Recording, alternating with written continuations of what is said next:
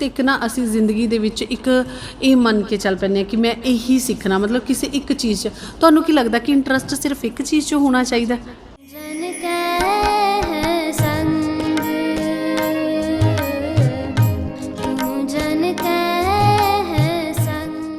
क्योंकि बहुत घट लोग होंगे ने जिन्होंने इन्नी अपॉर्चुनिटीज़ मिलदियां ने और मैं काफ़ी कुछ उन्होंने कोलों सीखिया, उन्होंने टीम कोलों सीखिया। क्या नहीं करती कि कोई दूसरा साडी प्रेज़ करे, है ना, कि किसी दूसरे नूं चंगा लगे। मतलब तुहाडा की कहना है इहदे उत्ते कि जदों भी कोई काम करदा, समझदार तुहाडा दिल हुंदा है ते तुसीं, क्योंकि असीं समटाइम इट्स लाइक कि तुहानूं असीं जिन्ना ज़्यादा दिमाग चलांगे ना। वाहिगुरू जी का खालसा वाहिगुरू जी की फतेह। एक बाणी चैनल वेखण वाले सारे दर्शकों का स्वागत है। तो दर्शकों, मैनूं उम्मीद है परमात्मा वाहिगुरू दी मेहर दे नाल तुसीं सारे अपने घरां दे विच बिल्कुल ठीक ठाक होवोगे। तां अज जिस बच्ची नूं मैं तुहाडे रूबरू करन जा रही हाँ, एक बाणी चैनल का वो हिस्सा ही है बच्ची हरनीत कौर जी मेरे नाल ने। सब तो पहला तो मैं एक बाणी चैनल ते हरनीत कौर जी होना का बहुत बहुत स्वागत करदी हाँ। वाहिगुरू जी का खालसा वाहिगुरू जी की फतेह।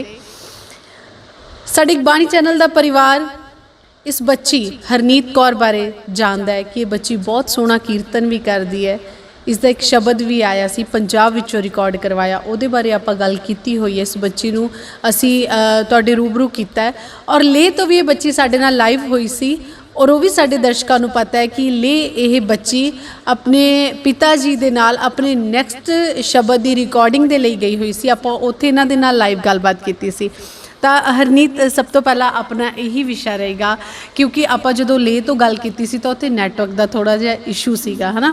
तो तुसीं कीर्तन करदे हो, बहुत सोहना कीर्तन करदे हो, वो असी सारिਆਂ ਨੂੰ अपने एक बाणी चैनल के माध्यम के राही दस्सिया भी है और ਜਿਹੜੇ ਸਾਡੇ दर्शकों ने तुहानूं सुनिया है और अगे भी इस गल दे लई तुहानूं बहुत ज़्यादा एप्रीसीएशन भी किया गया, है ना, साडे संगत दे वल्लों, सारिਆਂ दे वल्लों। हुण स्टार्टिंग मैं अपना शुरुआत इत्थों ही करांगी कि किस तरह दे नाल रहा तुसी लेह दे विच रिकॉर्डिंग करनगे, किद्दां दा रहा, क्योंकि लाइव दे दौरान उदों अपनी शायद गल अज ज़्यादा अच्छी तरह नहीं हुई, तो तुसी वो अपना थोड़ा जिहा एक्सपीरियंस शेयर करो जी। वाहिगुरू जी का खालसा वाहिगुरू जी की फतेह। वाहिगुरू जी दी मेहर नाल बहुत ही वधिया एक्सपीरियंस सी, बिकॉज क्योंकि मैं बहुत चीज़ां सीखियां उत्थे जाके, क्योंकि इत्थे जम्मू च रह के और स्पैशली जिन्नी देर तक असी घरों बाहर नहीं निकलांगे, सानू नवे नवे एक्सपीरियंस नूं असी फेस नहीं करांगे, अपने डिसकंफर्ट्स तो अपने आप नूं एक्सपोज नहीं करांगे, तो उन्नी देर तक असी कुछ नवा सीख भी नहीं सकते। I think lust for learning something new, वो चीज़ जो सी उस चीज़ ने काफ़ी हेल्प की उत्थे। और मेरा हमेशा तो यही फोकस रहता है कि कुछ ना कुछ नवा सीखा जाए और मैं उसी चीज़ नूं सक्सैस रिगार्ड करती हाँ। सक्सैस मैं उस चीज़ नूं नहीं रिगार्ड करती कि असी लाइफ च कोई मुकाम हासिल किया है। अगर असी डे बाय डे कुछ ना कुछ नवा सीख रहे हैं तो आई थिंक वही साडी सब तो वड्डी सक्सैस है। तो अगर मैं कुछ ना कुछ नवा सीख पा रही हाँ तो I think I am successful in that perspective.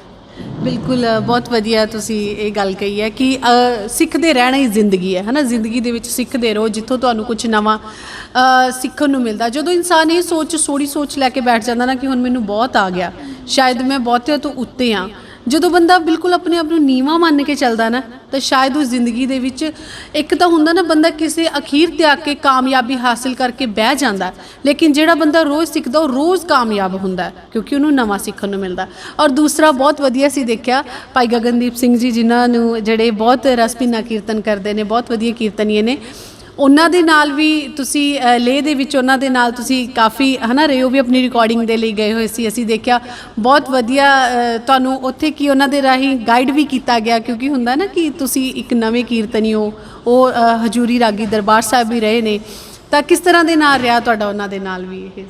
हाँ जी, वो तो साडी प्रिविलेज सी कि सानूं उन्हां दे नाल कुछ टाइम स्पेंड करन दा मौका मिलिया, क्योंकि बहुत घट लोग होंगे ने जिन्होंने इन्नी अपॉर्चुनिटीज़ मिलदियां ने और मैं काफ़ी कुछ उन्होंने कोलों सीखिया, उन्होंने टीम कोलों सीखिया तो सीखती भी रवांगे। उन्होंने काफ़ी ज़्यादा हमेशा तो ही उन्होंने तो ਜਦੋਂ ਦੇ ਰਿਕਾਰਡਿੰਗ ਫੀਲਡ ਵਿੱਚ ਜੁੜੇ ਹੋਏ ਹਾਂ ਅਤੇ ਉਹਨਾਂ ਨੇ ਹਮੇਸ਼ਾ ਤੋਂ ਹੀ ਗਾਈਡ ਕੀਤਾ ਹੈ ਅਤੇ ਹਮੇਸ਼ਾ ਤੋਂ ਪੋਜ਼ੀਟਿਵਿਟੀ ਦਿੱਤੀ ਹੈ। ਹਮੇਸ਼ਾ ਤੋਂ ਹੀ ਉਹਨਾਂ ਦਾ ਬਹੁਤ ਜ਼ਿਆਦਾ ਪੋਜ਼ੀਟਿਵ ਅਤੇ ਹੰਬਲ ਐਟੀਟਿਊਡ ਰਿਹਾ ਅਤੇ ਉਹਨਾਂ ਨਾਲ ਕੁਛ ਕੋਈ ਪ੍ਰੋਜੈਕਟ ਕੰਪਲੀਟ ਕਰਨਾ ਜਾਂ ਕੁਛ ਵੀ ਕਰਨਾ it's just like a dream come true.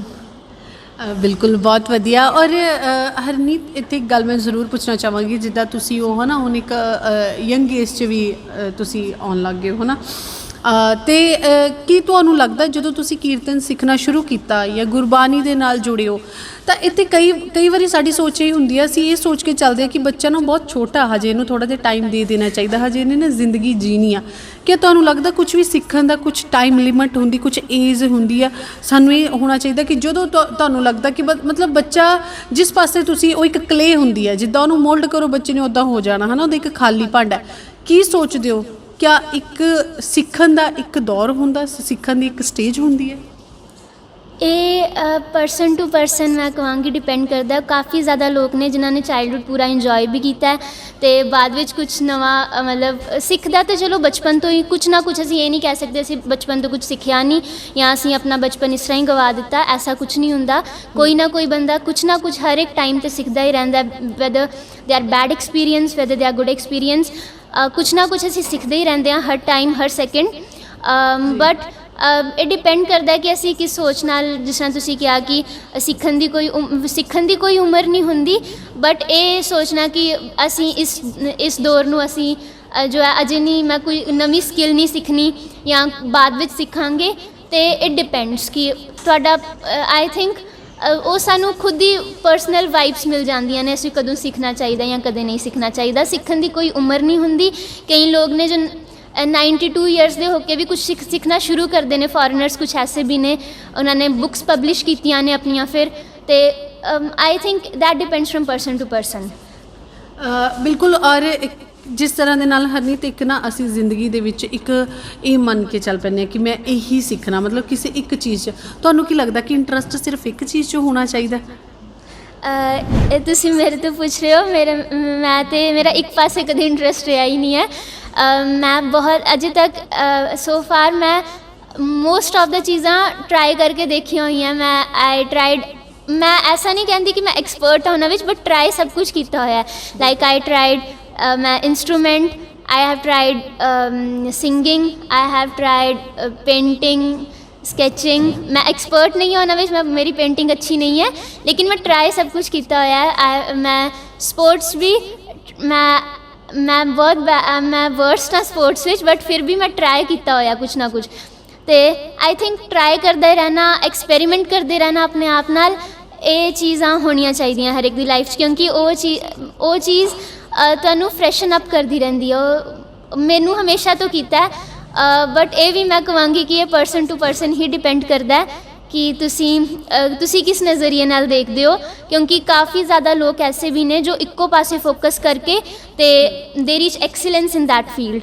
ਅਤੇ ਮੇਰਾ ਉਹ ਚੀਜ਼ ਨਹੀਂ ਰਹੀ, ਬਚਪਨ ਤੋਂ ਹੀ ਨਹੀਂ ਰਹੀ, ਔਰ ਇਹ ਸਾਡੀ ਪੂਰੀ ਫੈਮਿਲੀ 'ਚ ਕਿਸੇ ਵਿੱਚ ਨਹੀਂ ਹੈ ਕਿ ਅਸੀਂ ਇੱਕ ਫੀਲਡ ਵਿੱਚ ਫੋਕਸ ਕੀਤਾ ਹੋਵੇ। We have tried everything. ਔਰ ਬਟ ਇਹ ਗਲਤ ਹੋਵੇਗਾ ਕਿ ਮੈਂ ਕਹਾਂ ਕਿ ਜੈਕ ਆਫ ਆਲ ਟ੍ਰੇਡ। ਅਸੀਂ ਕਹਿ ਵੀ ਸਕਦੇ ਹਾਂ that jack of all trade master of none, but maybe future ਵਿੱਚ ਇਟਸ ਡੈਫੀਨੇਟ ਕਿ ਮੈਂ ਕਿਸੇ ਨਾ ਕਿਸੇ ਫੀਲਡ ਵਿੱਚ ਸਪੈਸ਼ਲਾਈਜੇਸ਼ਨ ਤਾਂ ਮੈਂ ਲਵਾਂਗੀ। ਬਟ ਐਟ ਦਿਸ ਪੁਆਇੰਟ ਅਗਰ ਤੁਸੀਂ ਮੇਰੇ ਤੋਂ ਕੁਐਸਚਨ ਪੁੱਛਦੇ ਹੋ ਤਾਂ ਮੈਂ ਟਰਾਈ ਕਰਦੀ ਰਹਿੰਦੀ ਹਾਂ, ਮੈਂ ਕੁਛ ਨਾ ਕੁਛ ਨਵਾਂ ਐਕਸਪੀਰੀਅੰਸ ਕਰਾਂ। ਬਿਲਕੁਲ, ਬਹੁਤ ਵਧੀਆ। ਕਿਉਂਕਿ ਲਾਈਫ ਨੂੰ ਨਾ ਸਾਡੀ ਨੂੰ ਫਲੈਕਸੀਬਲ ਹੋਣਾ ਚਾਹੀਦਾ, ਸਟੱਕ ਕਿਸੇ ਵੀ ਚੀਜ਼ 'ਤੇ ਹੋਣਾ ਹੈ ਨਾ, ਫਰੀਜ਼ ਹੋਣਾ ਇੱਕ ਅੱਛੀ ਗੱਲ ਹੈ। ਸਟੈਗਨੈਂਟ ਨਹੀਂ ਰਹਿਣਾ, ਕਿਉਂਕਿ ਜਿੱਥੇ ਵੀ ਅਗਰ ਅਸੀਂ ਦੇਖਦੇ ਹਾਂ ਪਾਣੀ ਜਿੱਥੇ ਰੁਕਿਆ ਹੁੰਦਾ ਨਾ, ਸਟੈਗਨੈਂਟ ਹੁੰਦਾ, ਉੱਥੇ ਹੀ ਬਦਬੂ ਆਉਂਦੀ ਹੈ। ਅਤੇ ਫਲੋ ਕਰਦੇ ਰਹਿਣਾ ਚਾਹੀਦਾ, ਮੈਂ ਇਹੀ ਕਹਾਂਗੀ। ਬਿਲਕੁਲ। ਬਹੁਤ ਨਿੱਕੀ ਉਮਰ ਦੇ ਵਿੱਚ ਡੂੰਘੀ ਸੋਚ ਲੈ ਕੇ ਚੱਲ ਰਹੇ ਹੋ। ਤਾਂ ਹੁਣ ਮੈਂ ਵੀ ਇੱਕ ਅਜਿਹਾ ਸਵਾਲ ਪੁੱਛਣ ਲੱਗੀ ਹਾਂ ਜਿਹਦੇ ਵਿੱਚ ਮੈਨੂੰ ਪਤਾ ਤੁਸੀਂ ਜਵਾਬ ਇਹੋ ਦੇਣਾ ਕਿ ਹਾਲੇ ਮੈਂ ਸ਼ਾਇਦ ਸੋਚ ਰਹੀ ਹਾਂ ਜਾਂ ਸਿੱਖਣਾ, ਜਿਹਦੀ ਦਿਮਾਗ ਦੇ ਵਿੱਚ ਸਿੱਖਣਾ, ਉਹ ਕੁਛ ਨਾ ਕੁਛ ਸਿੱਖਣ ਦੀ ਹੀ ਚਾਹ ਰੱਖਦਾ, ਨਾ ਕਿ ਕਿਸੇ ਵੀ ਚੀਜ਼ ਨੂੰ ਜਮਾ ਕੇ ਰੱਖਣਾ। ਤਾਂ ਮੈਂ ਇਹ ਜ਼ਰੂਰ ਪੁੱਛਣਾ ਚਾਹਾਂਗੀ ਕਿ ਜ਼ਿੰਦਗੀ ਦੇ ਵਿੱਚ ਏਮ ਕੀ ਹੈ? ਜ਼ਿੰਦਗੀ ਵਿੱਚ ਏਮ ਸਿੰਗਿੰਗ ਸਿਰਫ ਮੇਰਾ ਪੈਸ਼ਨ ਹੈ। ਮੈਨੂੰ ਨਹੀਂ ਪਤਾ ਮੈਂ ਕਿਸ ਤਰਫ ਜਾ ਰਹੀ ਹਾਂ, ਵਾਹਿਗੁਰੂ ਜੀ ਮੈਨੂੰ ਕਿਸ ਤਰਫ ਲੈ ਕੇ ਜਾ ਰਹੇ ਨੇ, ਮੈਨੂੰ ਨਹੀਂ ਪਤਾ what life has in store for me, ਮੈਨੂੰ ਨਹੀਂ ਪਤਾ ਸੱਚੀ ਕਹਾਂ ਤੇ। ਬਿਕਾਜ਼ ਮੈਂ ਇਹ ਚੀਜ਼ਾਂ ਵੀ ਕਦੇ ਪਲਾਨ ਨਹੀਂ ਕੀਤੀਆਂ ਸੀ, ਜੋ ਮੇਰੀ ਲਾਈਫ 'ਚ ਹੋਇਆ ਮੈਂ ਕਦੇ ਪਲਾਨ ਨਹੀਂ ਕੀਤਾ ਸੀ। ਅਤੇ I think when every plan fail then his plan starts. ਅਤੇ ਆਈ ਥਿੰਕ ਅਗਰ ਮੇਰੇ ਦਿਮਾਗ 'ਚ ਕੋਈ ਏਮ ਹੈ ਵੀ ਹੈ ਤਾਂ ਮੈਂ ਰਿਵੀਲ ਨਹੀਂ ਕਰਨਾ ਚਾਹਾਂਗੀ ਪਬਲਿਕਲੀ। ਅੱਛਾ, ਸਭ ਤੋਂ ਜ਼ਰੂਰੀ ਮੇਰਾ ਸਵਾਲ ਇਹ ਰਹੇਗਾ, ਮੈਨੇਜਮੈਂਟ ਵਿੱਚ ਕਿੰਨਾ ਯਕੀਨ ਰੱਖਦੇ ਹੋ ਕਿ ਕਿਸੇ ਵੀ ਚੀਜ਼ ਦੀ ਮੈਨੇਜਮੈਂਟ ਕਿੰਨੀ ਜ਼ਰੂਰੀ ਹੈ? ਮੈਨੇਜਮੈਂਟ ਹੋਣੀ ਬਹੁਤ ਜ਼ਰੂਰੀ ਹੈ, ਬਟ ਤੁਸੀਂ ਕਿਸ ਪਰਸਪੈਕਟਿਵ ਨਾਲ ਪੁੱਛ ਰਹੇ ਹੋ? ਜਿਸ ਤਰ੍ਹਾਂ ਦੇ ਨਾਲ ਤੁਸੀਂ ਦੇਖੋ ਆਪਣਾ ਕੀਰਤਨ ਵੀ ਤੁਸੀਂ ਕਰਦੇ ਹੋ ਨਾ, ਉਹਦੇ ਲਈ ਵੀ ਆਪਣਾ ਟਾਈਮ ਕੱਢਣਾ, ਔਰ ਦੂਸਰੇ ਇੰਸਟਰੂਮੈਂਟਸ ਦੇ ਵਿੱਚ ਵੀ ਤੁਹਾਡਾ ਇੰਟਰਸਟ ਹੈ, ਜਿਵੇਂ ਗਿਟਾਰ ਵਜਾਉਣਾ ਹੈ ਨਾ, ਅਦਰ ਇੰਸਟਰੂਮੈਂਟਸ, ਔਰ ਤੀਸਰਾ ਤੁਸੀਂ ਸਟੱਡੀ ਦੇ ਵਿੱਚ ਵੀ ਵਧੀਆ ਹੋ ਹੈ ਨਾ।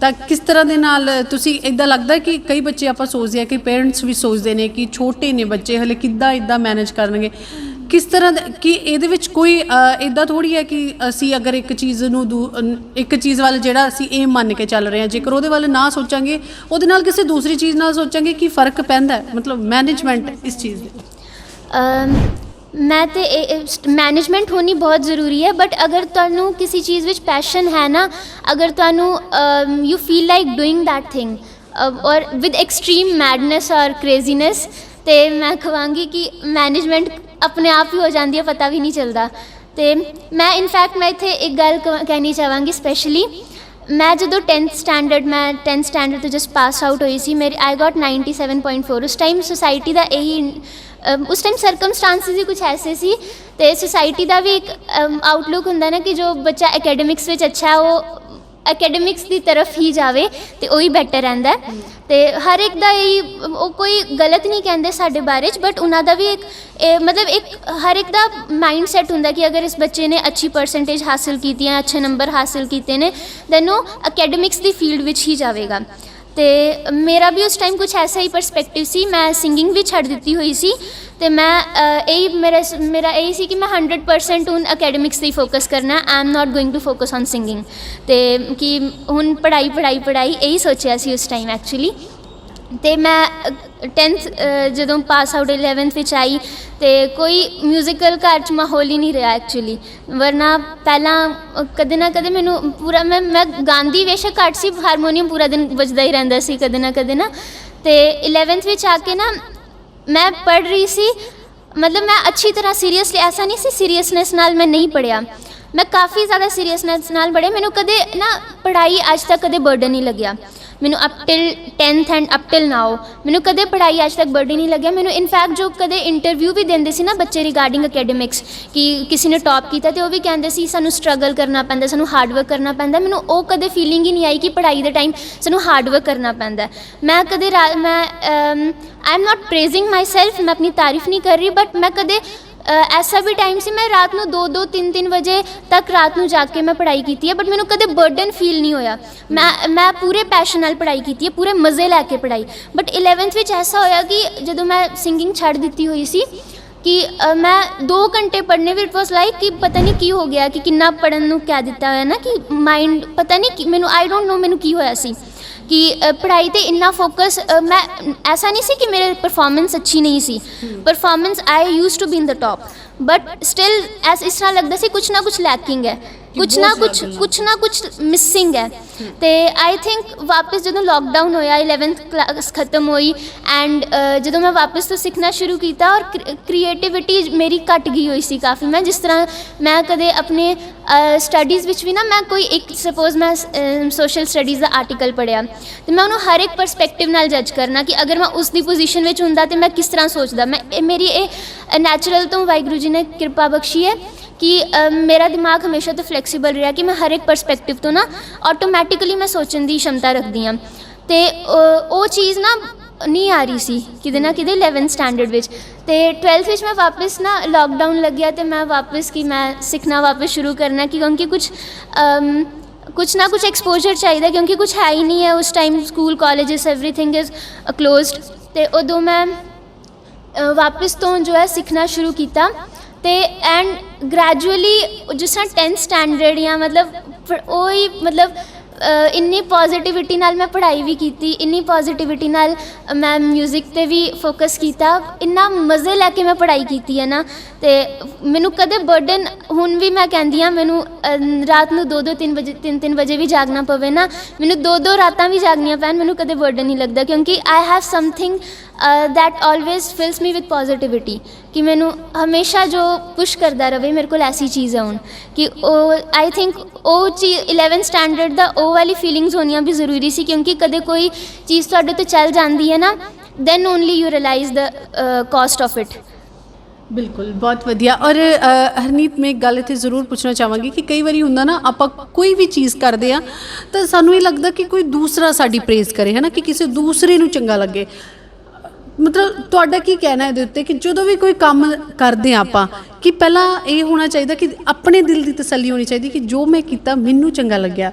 ਹੁਣ ਦੂਸਰੇ ਦੇਖੋ, ਦੂਸਰੇ ਇਨਸਾਨ ਦੀ ਸੋਚਣ ਦੀ ਸੋਚ, ਮਤਲਬ ਕੀ ਸੋਚ ਕੇ ਉਹ ਤੁਹਾਡੇ ਬਾਰੇ ਸੋਚ ਰਿਹਾ ਜਾਂ ਕੀ ਉਹਦਾ ਦਿਮਾਗ ਕਹਿ ਰਿਹਾ, ਕਿਉਂਕਿ ਕਹਿੰਦੇ ਨੇ ਨਾ, ਹਰ ਇੱਕ ਦੀ ਸੋਚ ਇੱਕੋ ਜਿਹੀ ਨਹੀਂ ਹੁੰਦੀ। ਹੁਣ ਦੇਖੋ, ਮੈਂ ਤੁਹਾਡੇ ਨਾਲ ਗੱਲ ਕਰ ਰਹੀ ਹਾਂ, ਤੁਸੀਂ ਮੇਰੇ ਨਾਲ ਗੱਲ ਕਰ ਰਹੇ ਹੋ, ਸਾਡੀ ਸੋਚ ਵੀ ਸ਼ਾਇਦ ਇੱਕੋ ਜਿਹੀ ਨਹੀਂ ਹੋਏਗੀ, ਪਰ ਕਿੰਨਾ ਤੁਸੀਂ ਇਸ ਚੀਜ਼ ਦੇ ਵਿੱਚ ਯਕੀਨ ਕਰਦੇ ਹੋ ਕਿ ਜੋ ਕੰਮ ਕਰਨਾ ਆਪਣੇ ਦਿਲ ਦੀ ਤਸੱਲੀ ਲਈ, ਆਪਣੇ ਲਈ ਕਰੋ, ਮਤਲਬ ਜੋ ਜਦੋਂ ਤੁਸੀਂ ਸੈਟਿਸਫਾਈ ਹੋਵੋ, ਹੈ ਨਾ, ਕਿ ਕਿੱਦਾਂ, ਮਤਲਬ ਤੁਸੀਂ ਕਈ ਵਾਰੀ ਹੁੰਦਾ ਨਾ, ਕਈ ਵਾਰੀ ਮੈਨੂੰ ਪਤਾ ਕਿ ਇਹ ਸਾਡੀ ਸਮਾਜ ਦੀ ਸੋਚ ਆ, ਅਸੀਂ ਕੋਈ ਵੀ ਕੰਮ ਕਰਦੇ ਤਾਂ ਪਹਿਲਾਂ ਇਹ ਸੋਚਦੇ ਆ ਕਿ ਕੋਈ ਕੀ ਕਹੇਗਾ, ਹੈ ਨਾ, ਇਸ ਸੋਚ ਦੇ ਵਿੱਚ ਤੁਸੀਂ ਕਿੰਨਾ ਯਕੀਨ? ਜਿਸ ਤਰ੍ਹਾਂ ਸਾਡੇ ਕਿਸੇ ਦੇ ਫਿੰਗਰਪ੍ਰਿੰਟਸ ਮੈਚ ਨਹੀਂ ਹੁੰਦੇ, ਉਸ ਤਰ੍ਹਾਂ ਹੀ ਵਾਹਿਗੁਰੂ ਜੀ ਨੇ ਸਾਰਿਆਂ ਦੀ ਸੋਚ ਵੀ, ਸਾਰਿਆਂ ਦੀ ਪਰਸਨੈਲਿਟੀਜ਼ ਅਲੱਗ-ਅਲੱਗ ਰੱਖੀਆਂ ਹੋਈਆਂ ਨੇ।